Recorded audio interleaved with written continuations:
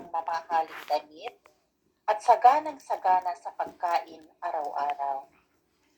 May isa namang pulubing nagngangalang Lazaro na tagtad ng sugat sa katawan at nakahiga sa may pintuan ng mayaman. Sa hangad na matapunan man lamang ng mga bubong na uhulog mula sa hapag ng mayaman. At doon nilalapitan siya ng mga aso at dinidilaan ang kanyang mga sugat. Namatay ang pulubi at siya'y dinala ng mga anghel sa piling ni Abraham. Namatay rin ang mayaman at inilibing. Sa gitna ng kanyang pagdurusa sa daigdig ng mga patay, natanaw ng mayaman si Lazaro sa piling ni Abraham. Kaya't sumigaw siya, "Amang Abraham, maawa po kayo sa akin. Utusan po ninyo si Lazaro na isawsaw sa tubig ang dulo ng kanyang daliri at basain ang aking dila, dahil ako'y naghihirap sa apoy na ito." Ngunit sumagot si Abraham, "Anak, alalahanin mo nagpasasa ka sa buhay noong ikaw ay nasa lupa. At si Lazaro naman ay nagtiis ng kahirapan. Subalit ngayon ay inaaliw siya rito samantalang ikaw na may nagdurusa riyan. Bukod dito, may malaking bangin sa pagitan natin. Kaya't ang mga naririto ay hindi makakapunta diyan at ang mga naririyan ay hindi makapupunta rito." Ngunit sinabi ng mayaman, "Kung gayon po, Amang Abraham, ipinakikiusap kong papuntahin na lamang ninyo si Lazaro sa bahay ng aking ama. Sa aking 5 kapatid na lalaki, suguin po ninyo siya upang sila'y bigyang babala at nang hindi sila humantong sa dakong ito ng pagdurusa." Ngunit sinabi sa kanya ni Abraham, "Nasa kanila ang mga kasulatan ni Moises at ng mga propeta. Yun ang kanilang pakinggan." Sumagot ang mayaman, "Hindi po sapat ang mga iyon. Ngunit kung magpapakita sa kanila ang isang patay na muling nabuhay, magsisisi sila at tatalikuran ang kanilang mga kasalanan." Sinabi naman sa kanya ni Abraham, "Kung ayaw nilang pakinggan ang mga sinulat ni Moises at ng mga propeta, hindi rin nila paniniwalaan kahit ang isang patay na muling nabuhay." nabuhay. Amen. O di po ba dito po, kung aanhin po natin, babaybayin po natin, malinaw po talaga. At ang ginawa niya pong example ni Jesus ay yung tao na namuhay sa karangyaan dito sa lupa. Ang sabi nga po, lagi siyang nakasuot ng mga mamahaling damit at saganang-sagana sa pagkain araw-araw. Ngunit sa pamumuhay niya po, sa madaling sabi, bakit siya napunta doon sa lugar ng apoy? At nakita niyo po, nakikiusap siya na, "Father Abraham, papuntahin mo dito si Lazaro. Kahit isang patak lang na tubig." Ganun po kahirap yung kalagayan niya. Nandun siya sa apoy. Nararamdaman niya lahat na nagaganap. Buhay yung pag-iisip niya. So nangangahulugan po, pag alis natin dito sa katawan lupa natin, ang memories natin, parang ganito rin po tayo. Kung ano yung nakakaramdam tayo dito, may pakiramdam din po tayo doon. Nagugutom tayo dito, may nagugutom din po tayo doon. Nauuhaw tayo dito, nauuhaw din po tayo doon. So ipinakita po ni Jesus na kahit ano pong paghihirap na dinanas ni Lazaro, pero nanatili siya sa pananampalataya sa Panginoon. Nandun po siya inaaliw sa kabilang buhay. At ang ano po doon, forever and ever, dito po ang buhay natin may katapusan. Noon pong dumami ng dumami ang pagkakasala, na ang meditation na po ng mga tao ay puro kasamaan, nagdeklara po ang Panginoon na mahaba na ang 120 years old. Sa buhay po natin ngayon, bibihira po ang nakakarating sa ganong edad. Pero nangangahulugan po, diniklara ng Panginoon na ang katawang lupa natin dito ay may hangganan. Ngunit yung pag-alis natin dito sa katawang lupa na to, yun ang walang hangganan. So, ang naging buhay po ni Lazaro dito ay mahirap. May mga sugat siya, dinidilaan siya ng mga aso. Nandun siya sa harapan ng bahay ng mayaman, nag-iintay na siya po ay matabunan. So nangangahulugan po na yung mayaman, nabuhay lang po talaga siya, nakafocus sa sarili niya. Siguro po naiisip ko, travel dito, travel doon, pero hindi siya nagbigay ng pagkakataon na tumingin sa kapwa na nangangailangan.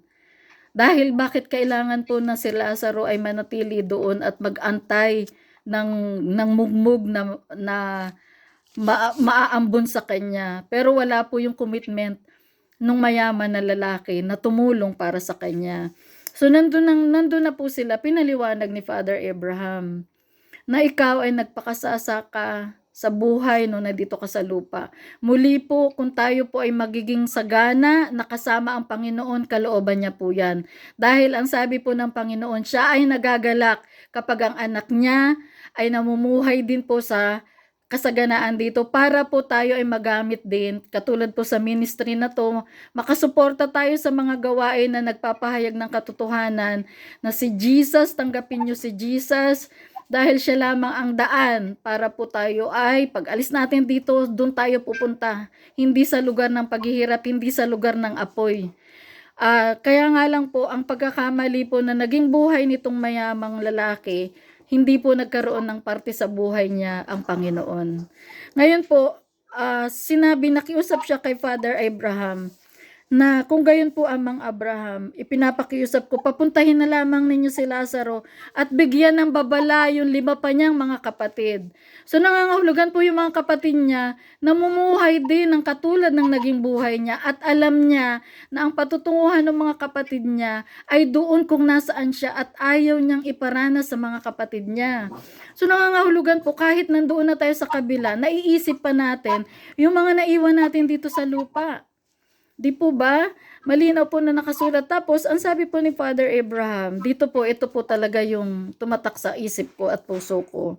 Ang sabi po ni Father Abraham, nasa kanila ang kasulatan ni Moses. Alin po ba ang tinutukoy na kasulatan ni Moses? Di po ba ang Bible? Nandito po ang kasulatan. Ito po yung tinutukoy ni Father Abraham. Ngunit ang sabi po, nasa kanila ang kasulatan ni Moses at ng mga propeta. Ang Bible po, nandito ang kasulatan ng mga propeta.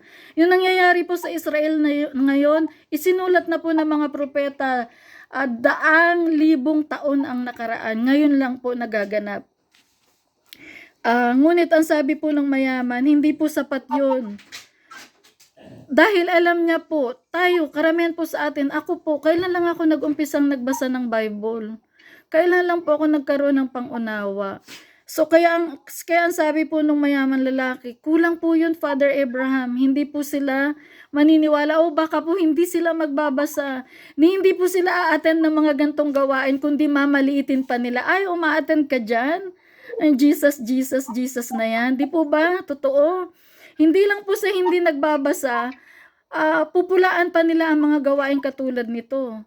Ngayon, ang sabi po nung mayaman na lalaki, kung magpapadala ka ng tao katulad ni Lazaro na namatay at muling nabuhay, sila ay makikinig. Ngunit ang sabi po ni Father Abraham, kung ayaw nilang pakinggan ang sinulat ni Moses, sa madaling salita po, kung ayaw nilang basahin, pakinggan ang mga nakasulat sa Bible, at ng mga propeta, hindi rin nila paniniwalaan kahit ng isang patay na muling nabuhay.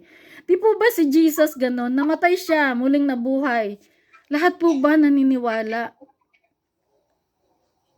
Hindi, di po ba? Masakit po sa kalooban. Ito po yung nagiging driving force ko na, Lord, sige, reveal unto me, para po mabuksan, gamitin mo yung boses ko, Lord, gamitin mo na maipaalam sa Pilipinas na kailangan natin gumising.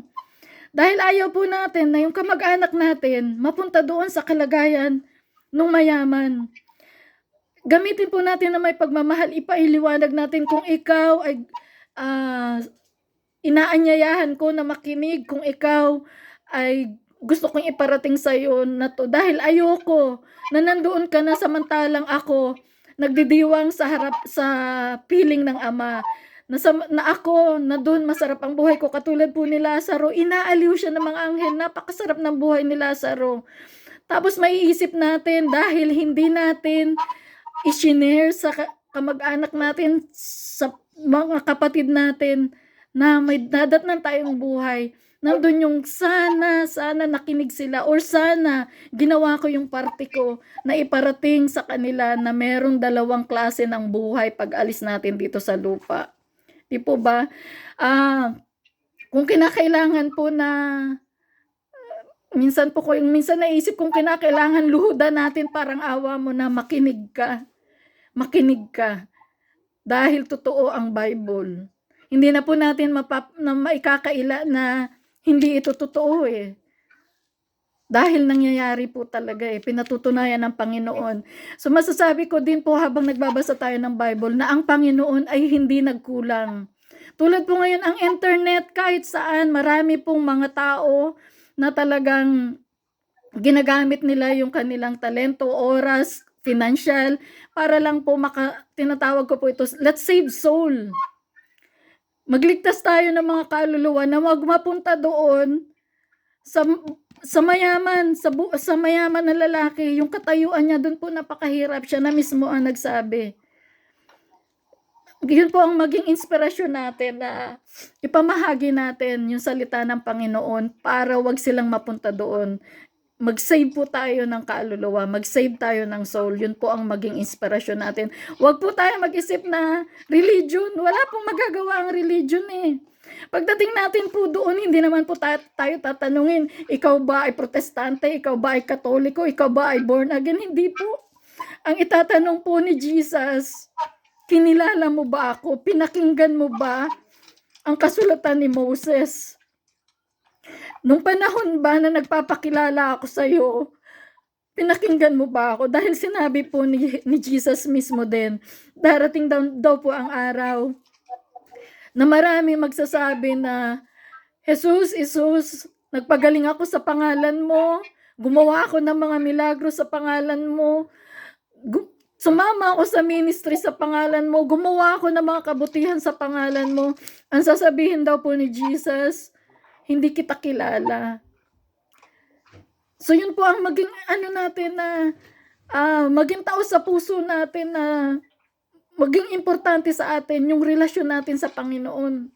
Yung relasyon natin kay Jesus, na taos puso ba talaga? Na talaga bang kinilala kita, Jesus? Or meron lang akong hidden agenda? O meron lang akong ito yung uso? O ito yung may mapapakinabangan ako? So, dahil marami din po tayo nababalitaan na maraming yumayaman po dahil sa ministry. So, yun po yung masakit, na totoo naman po nakakagawa talaga ng mga milagro. Pero ang masakit po yung araw na yun na sasabihin ni Jesus, hindi kita kilala. So, ang ini-invite po ni Jesus, hindi po yung hindi yung power na akala natin, pero yung relasyon talaga. Yung relasyon ang gusto ni Jesus, na lahat po tayo makinig hanggat hindi pa huli ang lahat. Makinig hanggat wala pa tayo doon sa sitwasyon ng mayaman na lalaki. Hallelujah. So, sana po itong kwento na to, basahin nyo po paulit-ulit. At maging gabay nyo po.